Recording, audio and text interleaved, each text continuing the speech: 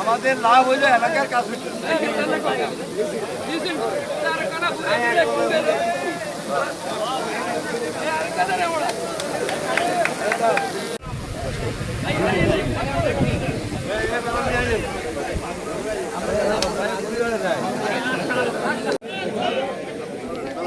ভাই একটু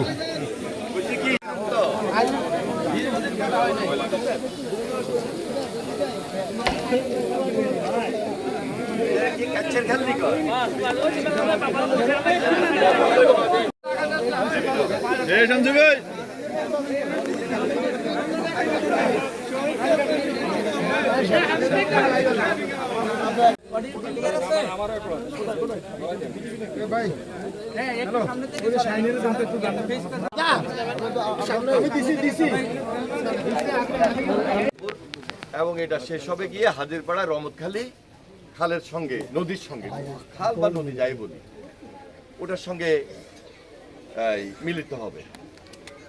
এলাকার জনস্বার্থে জনসাধারণের জন্য এটা দীর্ঘদিনের তাদের দাবি যে এখানে প্রচুর জলাবদ্ধতা হয়। দীর্ঘদিন থেকে যেহেতু এই খাল খনন হয় নাই, আমরা এবার উদ্যোগ নিয়েছি আমাদের মাননীয় প্রধানমন্ত্রী জনাব তারেক রহমান সাহেবের নেতৃত্বে উদ্যোগে।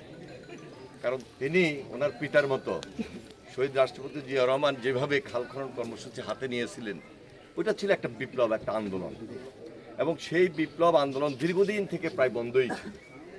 এখন আমরা নতুন করে আমাদের নির্বাচনী কমিটমেন্ট অনুযায়ী আমরা তারেক রহমান সাহেবের নেতৃত্বে এই খাল খনন কর্মসূচি আমরা নতুনভাবে হাতে নিয়েছি, শুরু করেছি।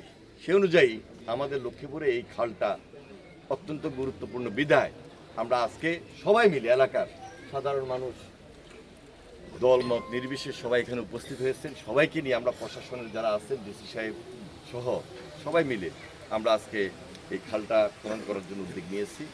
এবং ইতিমধ্যে যে বরাদ্দ 1,15,00,000 টাকা হইলে এটার বরাদ্দ প্রায় 9 কিলোমিটার। এই 9 কিলোমিটার খাল পুনঃখনন হবে। পুনঃখনন করলে খালের দুই পাড়ে যারা বসবাস করেন জলাবদ্ধতা থেকে তারা রেহাই পাবেন। আরেকদিকে খালের দুই পাড়ে যে সমস্ত কৃষি জমি আছে সেখানে সেচের মাধ্যমে যখন খাল থেকে পানিটা দিবে তাহলে উৎপাদন দ্বিগুণ হবে। আমরা সেটার জন্যই এই উদ্যোগটা নিয়েছি। আরেকদিকে এই খালের মধ্যে মাছের আমরা পোনা ছেড়ে দেব যখন পানিটা থাকবে। আমরা আশা করতেছি শুকনা মৌসুমে যেন পানি থাকে।